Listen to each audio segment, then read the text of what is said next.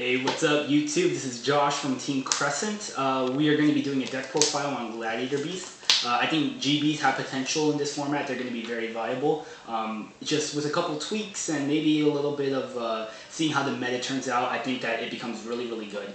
But yeah, if you guys like what you see in this deck profile, give this video a thumbs up. Tell us what you think in the comment section below. And most importantly, please subscribe for more videos. I definitely want to get the rest of our team to post their deck profiles in the near future. So yeah, help us out, guys. So with that said, let's get along with the deck profile. Alright, so we're going to start this deck profile off with 3 Gladiator Beast Laquari. The beater of the deck, I think that it's really important in a slower format to run him in 3s, only because he's really, really good for getting over monsters, but more importantly, he's just like a searchable target with every single one of my searchers. Plus, I do run 1 Onslaught, so if I ever need it for quick Equeste or if I need a quick contact fusion, he's really, really good. But moving on from that, he's just a good card to have overall in the deck. He's the highest attacker and very, very viable, especially with the Tenki shirt. He becomes 1900, and that's just way too good for a GB monster. Moving on, we have 2 Gladiator Beast Darius, the monster reborn in the deck. With my rank 4 toolbox in my extra deck, it becomes a like instant rank 4 Xyz, and it's so, so good. Even more so, like, at times I would have to reborn or activate Darius' effect to bring back a Laquari, and I would have another Gladiator Beast monster on the field, contact fusion into a Heraklinos, and because freaking Final Countdown and Chain Burn's back, you're going to need to do that once in a while. But enough said about that, it's just that this card is so good with my toolbox, and he's also a Tenki target, so it makes him really, really viable. Moving on, we have 2 Gladiator Beast Equeste. He can recycle any of my GB monsters, but more importantly, he recycles Chariot, and I'll explain later in the video that Chariot's a really important card in this format, especially in this deck. Moving on, we have the 1 Bestiari. I got my second secret when I found out that he came off the ban list, but I guess I just jumped the gun on that one. But, you know, it's fine. Bestiari is just a really good card to have. Popping back row with no heavy this format is just going to be really, really good.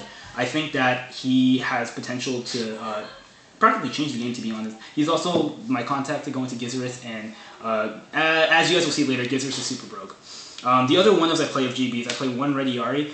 Banishing has become, once again, like one of the biggest factors. Because it's a slower format, I do want to get rid of my opponent's resources as soon as possible. But when I go up against Plant Dragons, this card's coming out.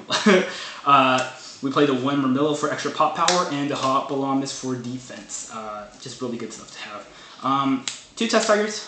Usually my first sideboard targets to, like, you know, side them out. But Test Tiger offers me the rank 3 toolbox, and I do run a couple in my extra deck, and he's really, really good, especially when I need to add into like the arsenal, just bringing back out a Gladiator Beast. I guess like one of the biggest reasons that I play Test Tiger is just to have like the extra options in the deck, and he's turned out to be really good so far. The non-Gladiator Beast monsters I play 1 Cyber Dragon. First of all, as a beater. Second of all, I think machines are going to be really, really viable this format. I do have a spot for the Fortress in my extra deck, and with Kai Curry's running around and like Beret getting a reprint, and then of course, you know, Zen Mains is always a hassle card to deal with, so this card helps me out significantly, just getting over all of that stuff. 1 TK. Just enough said about TK, I guess. I would run him in 2s, but he was hit by the ban list, unfortunately. Locks down my opponents. Really good in the Fire Fits matchup. You guys would be surprised.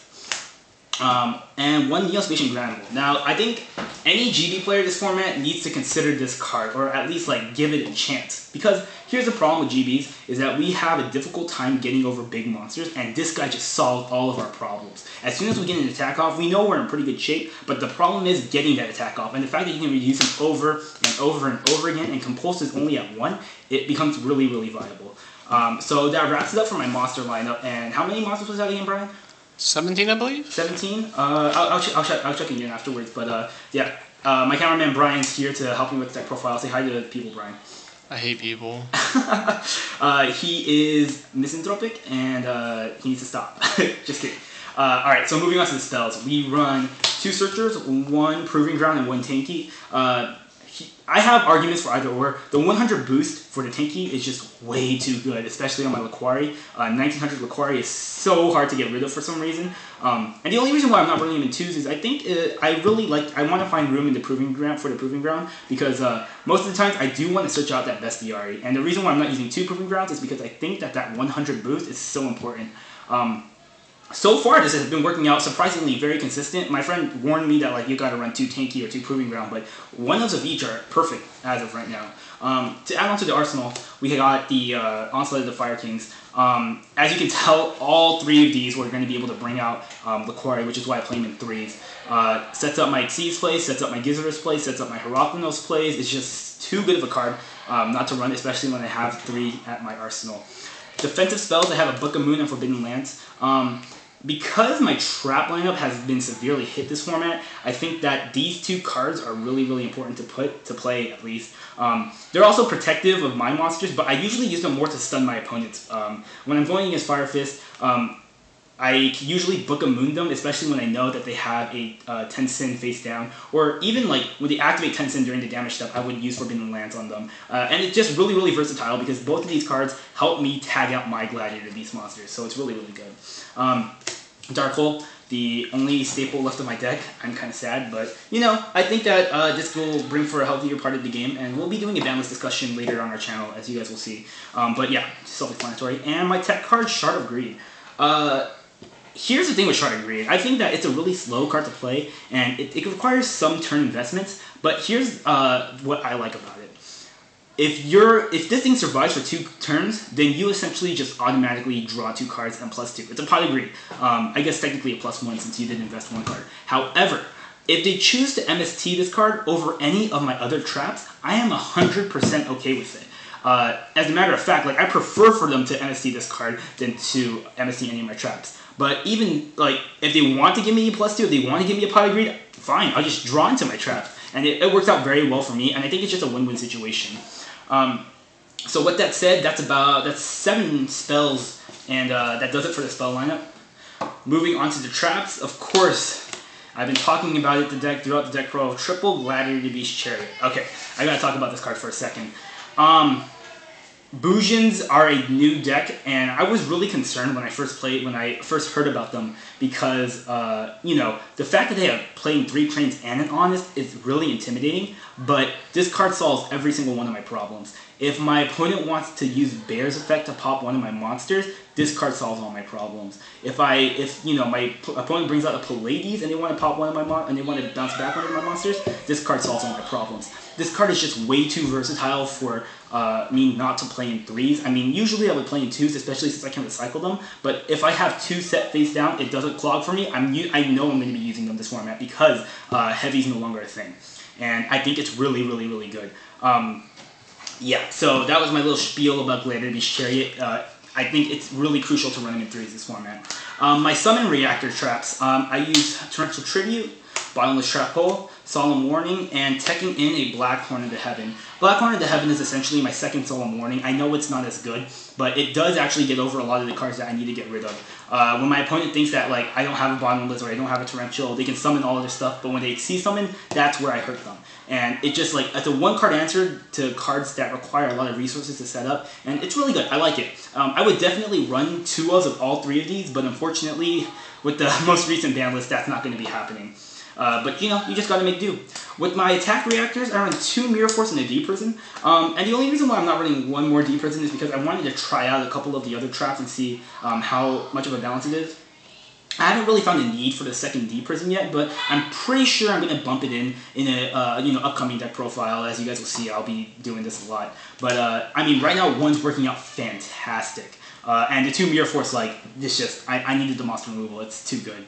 Other traps that I'm running that may help me out a little bit is the Compulse and the Fiendish Chain. Compulse, I would run him more, but I'm not too sure why this card got limited. I can understand the argument, but you know, it's a good card to have. And Fiendish Chain, I'm just teching him in to see how it works out this format. Of course, with my trap lineup being hit, it's a little, you know, I have to make do. By the way, guys, excuse the sound in the back. My sister's having her birthday party, and it's just, I'm not having a good time. Yeah, yeah, moving on. I run 2 Call to Haunted and a Pinpoint Guard. Okay, I was going to tell you guys about why Gyzaurus is broke, and this is the reason why.